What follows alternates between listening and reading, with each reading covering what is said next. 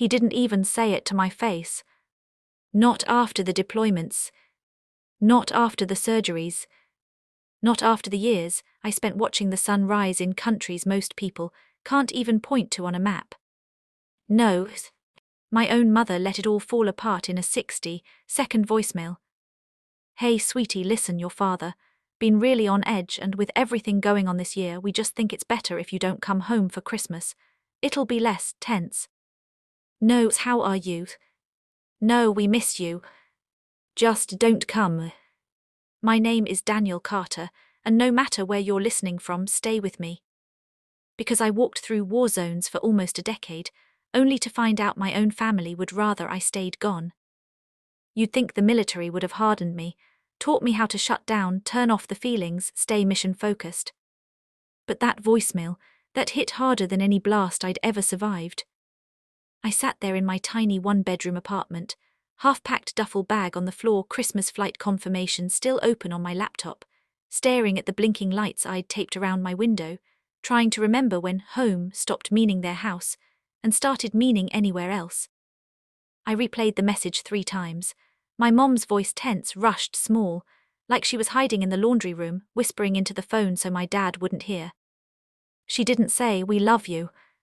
She didn't say, "We'll celebrate another time." She said, "It's better if you don't come." I typed one word back. Noted. No all caps, no exclamation mark, just noted. And I meant it in the coldest way possible, not the kind of fine you say when you're hopping someone will ask again. This was the final kind of fine, the you won't get another chance to hurt me kind. I closed the airline app, cancelled the ticket I'd bought 3 weeks earlier, and watched the little spinning wheel confirm my refund. Then I poured myself a glass of cheap whiskey, raised it toward the empty room and said quietly, "To family." 5 days later, I woke up to 17 missed calls. 3 from my mom, 5 from my dad, 7 from my little brother, Jeremy, and 2 from a number I didn't recognize. That last number belonged to a lawyer. That was when I knew they finally realized what they'd actually triggered. But to understand why that voicemail changed everything, we have to go back. Back before Afghanistan. Back before the sand and the sirens. Back to a house where I was never really a son, just a problem they didn't know what to do with. I was 18 when I enlisted. At my high school graduation, my dad didn't hug me, didn't cry, didn't even bother pretending to be proud. He just clapped me on the shoulder and said, "Try not to embarrass yourself out there." That was his love language, criticism dressed up as advice. I didn't sign up to impress him. I signed up because I needed to believe I could be good at something, because home never felt like home. Not with the way he looked at me, like I was always one mistake away from ruining his day. My mom lived like a permanent apology, hands always ringing, voice always low. "Just don't make your father angry, okay, please." And my younger brother Jeremy, he learned early that being on Dad's side meant an easier life. He laughed at Dad's jokes, copied his mannerisms, and watched carefully which parts of me got mocked, so he could avoid becoming them. So I did what a lot of kids from houses like mine do. I became a ghost that sent money. I called on birthdays, sent flowers on anniversaries, wired cash when the car needed repairs or the washing machine died. They never asked where the money came from. Never asked what it cost me, physically, mentally, emotionally. They'd just text back a thumbs up or thanks 2 days later. Still, every year I hoped. I hoped for one Christmas where I'd walk in the front door and feel like more than a guest, where my spot at the table wasn't a technicality, but a choice, where my dad would look at me and see a man, not a disappointment in uniform. This year was supposed to be that year. I was finally done with active service, discharge papers in hand, a modest pension, a bag full of stories my therapist would be untangling for years. All I wanted was one quiet Christmas, cookies with Mom, catching up with Jeremy, maybe if the universe was feeling generous, a nod from Dad that sounded enough like "I'm proud of you" that I could pretend he meant it. Instead, I got that voicemail. Here's the thing, though. That call didn't just hurt my feelings, it reminded me of something I'd buried. Something legal. Something with my name on it. Something my dad needed me for. About 4 years earlier, on one of my rare trips home, Dad had pulled me aside in the kitchen. The house smelled like burnt coffee and resentment. "Look," he said, not really looking at me, the bank being difficult about the refinance. Property values went up, interest rates went down. It'd be stupid not to lock it in. I just need you to sign as a co-borrower, just a formality. You're military, the bank loves that. Helps our chances. I was 24, jet-lagged, desperate for his approval. He put the papers in front of me. I skimmed the first paragraph. I didn't read the fine print. And I signed. For years I barely thought about it. All I knew was, the house stayed in their name. The mortgage notices also came to my military email. And when my dad fell behind a couple of times, I set up automatic transfers so the bank never had a reason to call. "Just until you get back on your feet," I told him. He never said thank you, he just said, "Well, that's what family does, right?" Funny, because apparently family didn't include inviting me to Christmas. After that voicemail, something inside me went very, very quiet.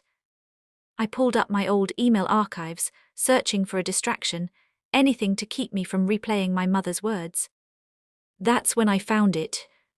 A PDF. Subject line, "Finalized refinance documents, Carter residence."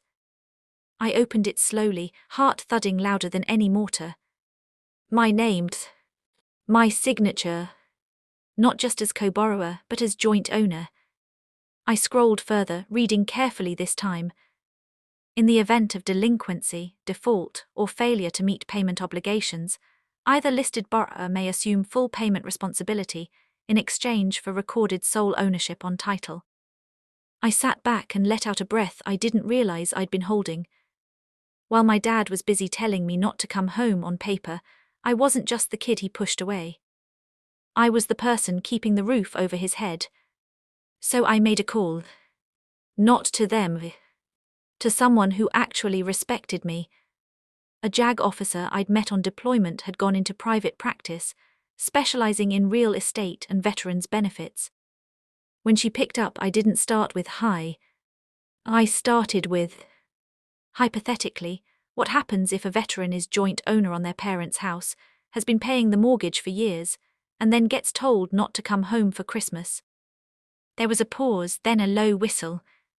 "Hypothetically, that veteran has a lot more power than their family realizes." We scheduled a video call. She walked me through everything line by line. By the end of the hour, I wasn't shaking from hurt anymore. I was steady, calm, clear. I didn't scream. I didn't send angry paragraphs. I didn't threaten anyone. I just drafted a letter. Effective immediately, I will be assuming full financial responsibility for the mortgage at address. In doing so, I will be filing to have the title adjusted to reflect my sole ownership, per Clause X of the refinance agreement. All further communications regarding this property will go through my attorney. No insults, no drama. Just fact. I printed it, signed it, mailed it certified. Then I did something I'd never done before. I booked myself a Christmas trip, somewhere I actually wanted to be. A small cabin in the mountains. No family. No pressure. No pretending. Just snow. Silence. And a phone I intended to keep off. 5 days later I turned it back on. 17 missed calls. 1 voicemail from a law firm. I smiled. Not because I was happy they were panicking, but because, for the first time in my life, their choices had consequences that didn't land on me. Jeremy called first. "Dan, what is this? Dad's freaking out, Mom's crying. There's some letter about the house. Are you seriously doing this over a voicemail?" I took a slow sip of coffee, watching snow drift outside the cabin window. "I'm not doing anything to them," I said quietly. "I'm just doing what they taught me. Actions have consequences, right?" He sputtered. "You can't just take the house." "I'm not taking it," I answered. I've been paying for it for years. I'm just putting things in my name the way the bank paperwork already allows. He went silent, then he said the line they always say when you finally push back. You're tearing this family apart. I almost laughed. The voicemail had done that days ago. The next call was from their lawyer. His voice was smooth, professional, with just enough panic underneath to sound honest. Mr. Carter, I'm sure this is just a misunderstanding. Your parents were caught off guard. Surely there's a way to resolve this without drastic action. There is, I said. They can talk to me directly, not through you, not through Jeremy. For once in their lives they can address me like an adult whose name is on their deed. He tried suggesting a buyout, a reassignment, a restructuring. But I noticed something in his wording. The same phrase kept slipping out. They've been behind before, they're behind now. Behind again.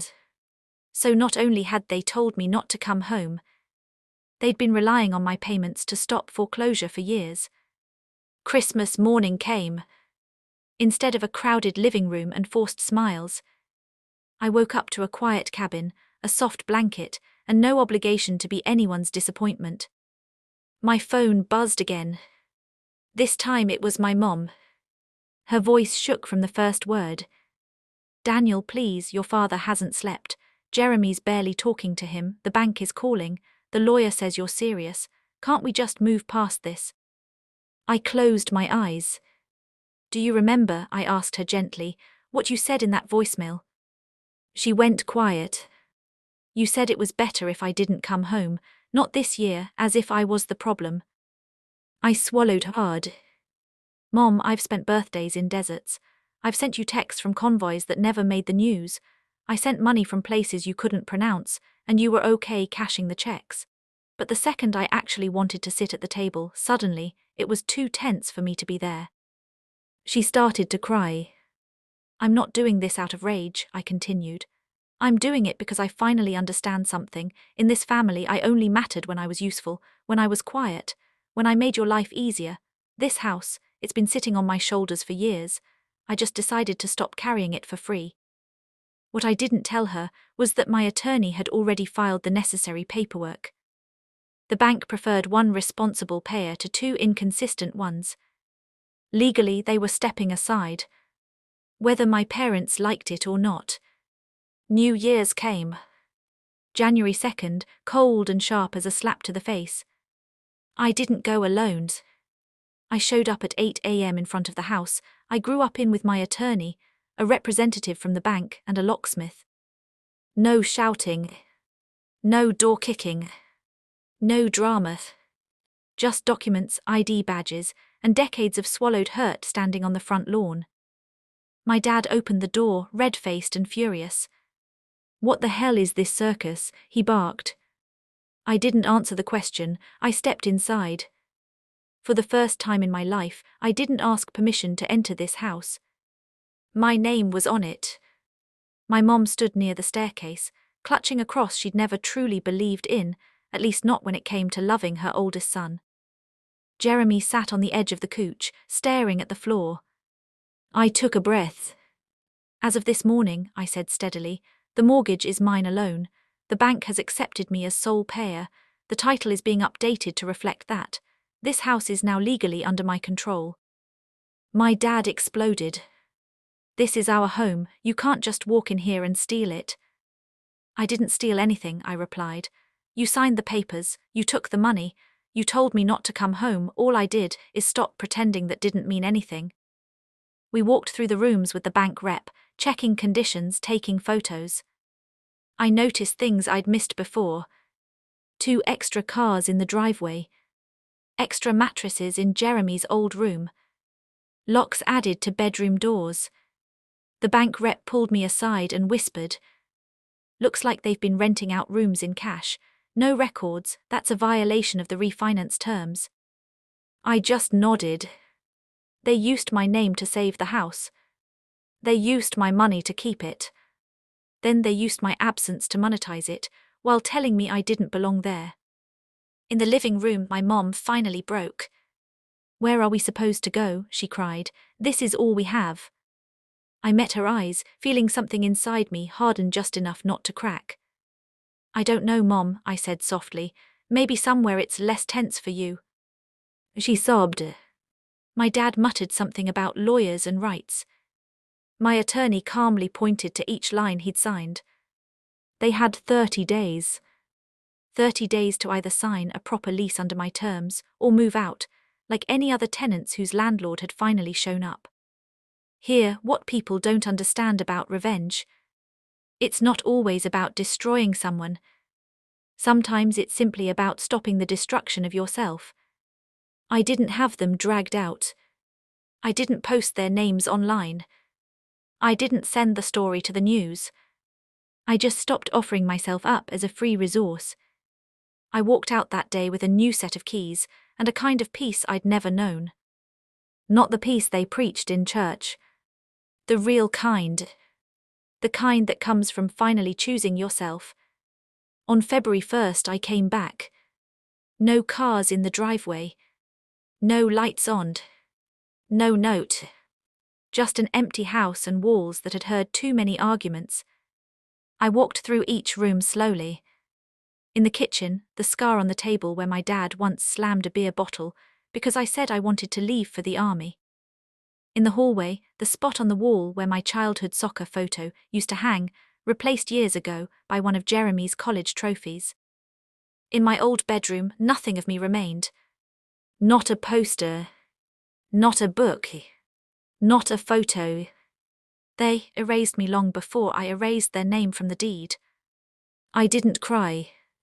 Instead, I opened the front windows, let the cold winter air rush in and stood there for a long moment.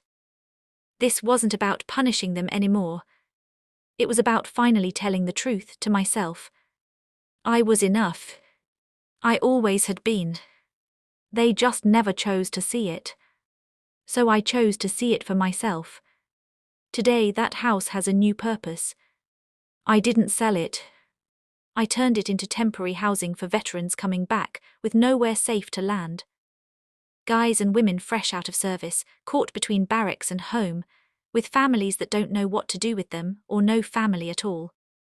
We painted the walls, replaced the broken fixtures, turned my dad's office into a group therapy room. We call it Carter House. Not because my family deserves the legacy, but because the kid I used to be does. Sometimes reporters reach out. They've heard a version of the story, veteran takes over parent's house, turns it into shelter. They always want the juicy parts, the drama, the betrayal, the voicemail. I don't give it to them. Because this story stopped being about my parents the moment I realized I didn't need their permission to exist. So when people ask me, was it worth it taking control, walking away? I think about the young soldier who showed up last week, duffel bag in hand, eyes haunted and tired. He stood on the porch and whispered, "Are you sure it's okay that I stay here? I don't really have anywhere else to go." And I smiled and said, "Yeah, I know exactly how that feels. You're not a burden here. This place is for people like us." So was it worth it? More than my family will ever understand. I don't visit them now. They don't call. But every Christmas, I stand on the porch of Carter House, hang a single light in the window and breathe in the cold. Not for them. For the version of me who once stood outside this house, uniform on, heart in his hands, begging to be let in. He never got the Christmas he deserved. But the veterans who sleep inside now, they will. Because I finally stopped chasing the echoes of their lies and started writing my own truth.